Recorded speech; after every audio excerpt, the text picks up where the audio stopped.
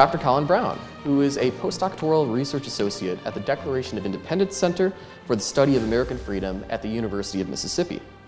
He received a PhD in politics from the Van Andel Graduate School of Statesmanship, where he wrote a dissertation on the pre-revolutionary era statesmanship of Benjamin Franklin.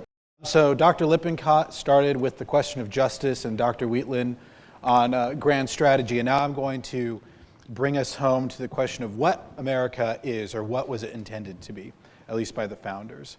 What was its political form? Is America an empire? This question has become a popular one within the last decade, and it is one that is being asked with more and more urgency each passing day. For many, the term American empire is a pejorative, signaling a departure from the traditional foreign policy of the United States. In recent years, however, there's been a growing number of Americans, and especially among the younger generations, who have used the term neutrally or descriptively, and even approvingly. America should be an empire. Moreover, some have also argued that America has always been an empire. As one political commentator put it in the aftermath of the midnight raid on Caracas, quote, "America has been an empire since the founding. America was built on conquest and asserting our place in the world. Every war we fought against a foreign power was out of what could be called an imperial impulse. Every state not part of the original 13 was created by the course of empire, whether through conquest or purchase from another imperial power. Thomas Jefferson imagined America as an empire of liberty. Manifest Destiny sought to make that dream a reality. Andrew Jackson, James K. Polk, Theodore Roosevelt, and many other great Americans were imperialists of one sort or another," end quote. Now, I don't intend to cover the whole history of American expansion and evaluate whether it should be properly conceived of as imperial or not, nor do I intend to address the question of whether America is an empire today, although my fellow panelists know pretty well that I have some thoughts on that matter. Rather, I want to focus on the claim that America has been an empire since the founding, that it was envisioned as one by Jefferson and presumably by other founders, and that by implication it was always intended to be so. Because, you see, the answer is not an immediately or simple yes or no to the question, was America always an empire or always intended to be one? For example, on July 4th, 1778, in commemoration of the second anniversary of the Declaration of Independence, David Ramsey, the author of one of the first major histories of the American Revolution, addressed a crowd of his fellow South Carolinians and said, quote, "I congratulate you on our glorious prospects. Having for 3 long years weathered the storms of adversity, we are at length arrived in the view of the calm haven of peace and security. We have laid the foundation of a new empire, which promises to enlarge itself to vast dimensions and to give happiness to a great continent. It is now our turn to figure on the face of the earth and in the annals of the world." At the same time, many Americans still believed that empire was not conducive to the promotion and protection of the people's liberty. Empire, after all, was understood traditionally to be a form of dominion, of unequal rule of one person or people over the sovereignty of separate and distinct peoples or nations. Empire, to be blunt, was understood to be tyranny writ large, and those who were subject to it to be little more than slaves. Was America then intended to be an empire from the very beginning? And if so, how was it going to resolve the traditional tension between empire and liberty? In answer to these questions, I argue that the founders did not intend America to be an empire per se, if by empire we mean the dominions of ancient Rome or modern Britain. Rather, the founders hoped that America might be an alternative to traditional empires, one that could respond to the issues associated with the imperial position that they had inherited from Great Britain, but in a manner that was consistent with the principles of justice and republican government that they held dear. All right, so for the rest of my talk, I'm going to cover 2 parts, or proceed in 2 parts. First, I want to go back to a period before the Revolution, to Benjamin Franklin's vision of imperial reform that he set out in his Albany Plan of Union, and compare it to the government enshrined in the U.S. Constitution. Following that, I plan to address Jefferson's conception of America as an empire of liberty, and argue that while Jefferson's vision did involve territorial expansion, it had more to do with the political system he hoped would flourish within the Western Hemisphere. In short, he, like Hamilton, had a prehistory to the Monroe Doctrine. All right, so Franklin and the Albany Plan. First, some context. During the early 1750s, the British Empire in North America faced a pair of interrelated concerns: colonial defense and expansion on the one hand, and native trade and diplomacy on the other. Colonial defense was the most immediate concern, for although the British and French had been at peace since 1748, it was generally believed that this ceasefire would not last long. The French were making moves to secure the territory surrounding the Ohio River, cutting off the British from further expanding westward. Many Britons on both sides of the Atlantic thus came to the conclusion that war with France was inevitable, and to the conclusion that whoever won this war would become the undisputed master of North America. Compounding the issue of colonial defense was that of the colony's decaying relations with the Iroquois nations. Since 1677, the British had enjoyed an alliance with the Iroquois known as the Covenant Chain, which they prized for its strategic importance. However, when only one of the 6 Iroquois nations assisted the British during their last war, and this was King George's War, many officials feared that the bonds holding the Covenant Chain together were about to break. Indeed, the very catalyst for the Albany Plan was the announcement of the Covenant Chain's dissolution in 1753. In response, the British Board of Trade called for a colonial congress to be convened at Albany, New York the following year, to renew the alliance with the Iroquois, and more broadly to address the issues that faced the British Empire. Now, when Franklin arrived in Albany in the summer of 1754, he came with a draft of his plan already in hand. For the past 4 years, Franklin had been pondering over the problems that confronted the empire and the best way to resolve them. During this period, he corresponded with a number of imperial reformers who sought to propose solutions of their own. Most of these reformers argued that a colonial union would provide better security for the colonies, as well as better regulate the Indian trade. Franklin agreed with the fellow reformers on these issues, and thus incorporated their proposals into his Albany Plan. However, he parted ways with these other reformers when it came to the question of colonial dependence and popular rule. These other reformers envisioned the British Empire as a centralized dominion, wherein the colonies were essentially provinces administrated by, and therefore subordinate to, Parliament and the Crown. Franklin could not go along with these proposals. While he did believe that, quote, Britain and her colonies should be considered as one whole and not as different states with separate interests, he refused to seek such unity at the expense of his fellow American colonists' liberties. Instead, the plan Franklin proposed at Albany envisioned the colonies united together as a confederation. Each colony would retain its original constitution and would remain largely self-governing, except when it came to matters pertaining to the Indian trade, colonial defense, and territorial expansion. These matters would be placed under the purview of the Confederation's general government, which was composed of 2 branches, a President General appointed by the Crown, and a Ground Council chosen by the people or by the people's representatives. The former was empowered to make treaties and direct diplomacy and conduct all military operations within North America.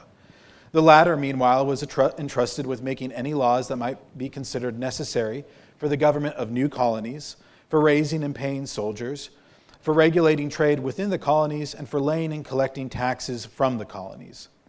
Although Franklin portrayed the government of the Albany Plan as striking a balance between kingly prerogative on the one hand and popular liberty on the other, most of his contemporaries agreed, and I think this characterization is fairly accurate, that the plan was founded on Republican principles and thus was designed to shift the balance of power in favor of the people. Franklin's republicanism not only influenced his design of the Albany Plan's government, however, but also how he conceived of both native diplomacy and territorial expansion.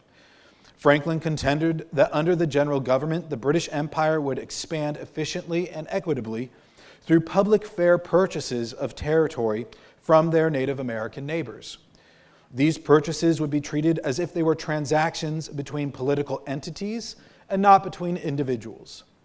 Put another way, Franklin intended for these purchases to be viewed as formal treaties between sovereign nations conducted without coercion or fraud. Once the lands were purchased, the general government would direct their formation into new colonies. During their infancies, these new colonies would be under the purview of that government and receive their laws and regulations from it, until they became populous enough to be formed into complete and distinct governments of their own.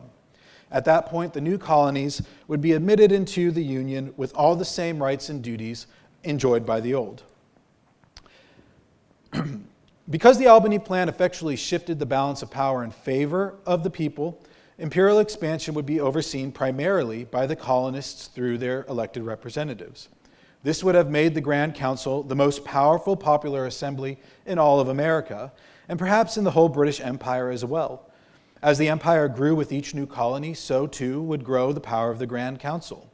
Such growth was all but certain, for, as Franklin had noted in 1751, the population of the colonies was bound to double every 25 years. Hence, by the time that the greatest number of Englishmen came to reside in North America, the Albany Plan ensured that the Grand Council would come to equal, if not surpass, Parliament in both power and prestige, as it guided and governed one of the most populous empires in the modern world.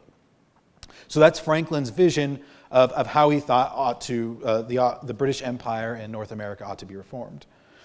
However, unfortunately, or fortunately, depending on how you want to look at it, the Albany Plan was never officially adopted, as the outbreak of war with France made its implementation impossible.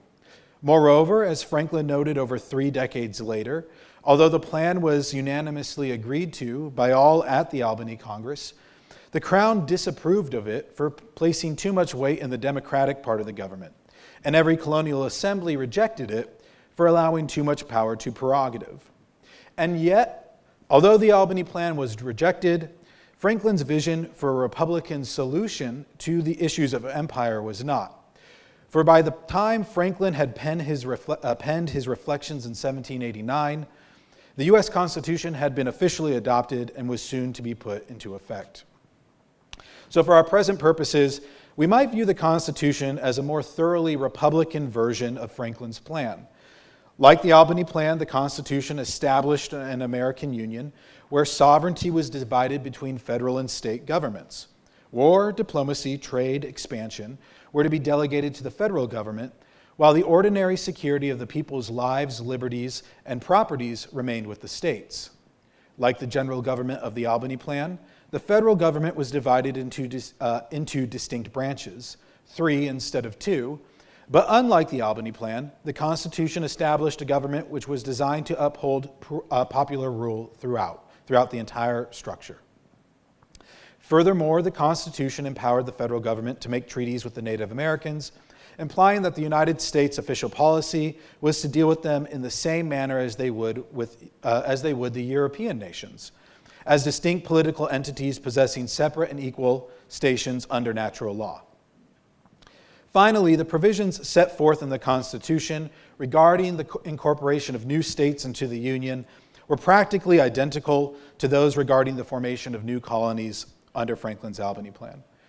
Territories acquired by the U.S. were to be governed by Congress until they became populous enough to be organized into distinct states, at which point Congress would then admit them into the Union on equal footing with the rest. But the Constitution went further than the Albany Plan in implementing and instantiating the founders' republicanism, for it expected that these new states would possess republican forms of government upon their admission into the Union as well, and that the federal government would guarantee that the states remain republican if their governments ever diverged.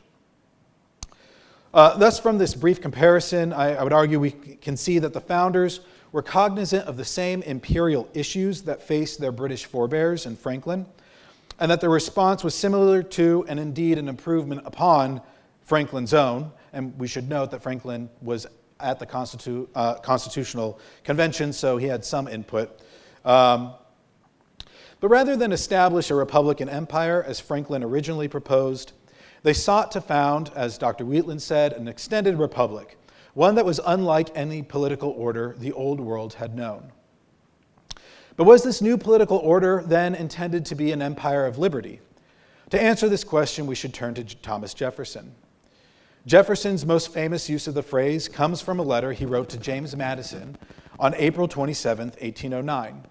In that letter, Jefferson speculated on the possible future territorial gains that the United States might acquire, and in the context, the Napoleonic Wars are happening, so Jefferson is reflecting on how we might gain territory that Napoleon wants to give up. And he writes, should Canada join the Union, for instance, Americans would have achieved an unprecedented empire for liberty. Moreover, the United States seemed especially well suited for such an achievement, for he added, I am persuaded no constitution was ever before so well calculated as ours for extensive empire and self-government. Now, from a plain and honest reading of this letter, Jefferson clearly thought of empire in terms of territorial expansion rather than foreign domination, and thought that the genius of the Constitution was its ability to achieve such expansion while remaining true to the principles of republicanism. But was this all that Jefferson thought or meant then by empire of liberty? Simply a greatly expansive country governed by a confederation of representative democracies? I think the answer is yes, but also no. That is, that there are other possibilities to Jefferson's understanding of the empire of liberty. 5 years prior to his famous letter to to his famous letter to Madison, Jefferson composed a letter to a British correspondent, Joseph Priestley. Explaining his reasoning behind the Louisiana Purchase, Jefferson noted, quote, I confess I look to this duplication of area for the extending a government so free and economical as ours as a great achievement to the mass of happiness which is to ensue. Whether we remain in one confederacy or form into Atlantic and Mississippi confederacies, I believe not very important to the happiness of either part. Those of the Western Confederacy will be as much our children and descendants as those of the Eastern. And I feel myself as much identified with that country as with this. And if I did now foresee a separation at some future point, yet I should feel the duty and the desire to promote the Western interests as zealously as the Eastern, doing all the good for both portions of our future family, which should fall within my power, end quote. Similarly, so Jefferson conceives of the Louisiana Purchase, if not being governed by one confederacy, then a family of confederacies, or a family of republican governments. Similarly, Jefferson uses this familiar language to describe the Empire of Liberty a year later, when in a letter to the newly formed territorial government of Indiana, he exclaimed, quote, the addition of a country so extensive, so fertile as Louisiana to the great republican family of this hemisphere, while it substitutes for our neighbors, brethren, and children in the place of strangers, has secured the blessings of civil and religious freedom to millions yet unborn.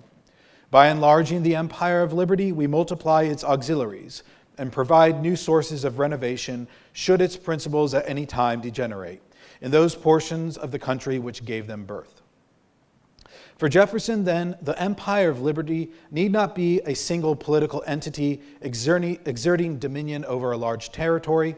Rather, it could also be a continent where liberty reigns supreme, imperium, where a family of republics might exist in mutual peace and harmony. Moreover, Jefferson's linking of the Empire of Liberty to the Western Hemisphere is also telling, for it suggests that he envisioned this empire not only as one grand republic or even a family of republics, but by extension a geopolitical order that encompassed the whole New World. As he explained in 1813, a decade before the Monroe Doctrine was proclaimed, quote, the European nations constitute a separate division of the globe. Their localities make them part of a distinct system. They have a set of interests of their own in which it is our business never to engage ourselves. America has a hemisphere to itself. It must have its separate system of interests, which must not be subordinated to those of Europe.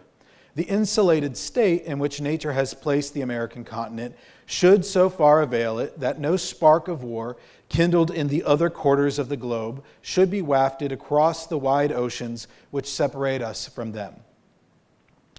Okay, so to conclude, I would like to return then to our starting question.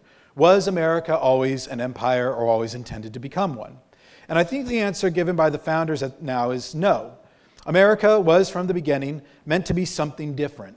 Not an heir to Great Britain or to Rome, but a new order for the ages, not just for the American people, but potentially for the whole people of the Western Hemisphere.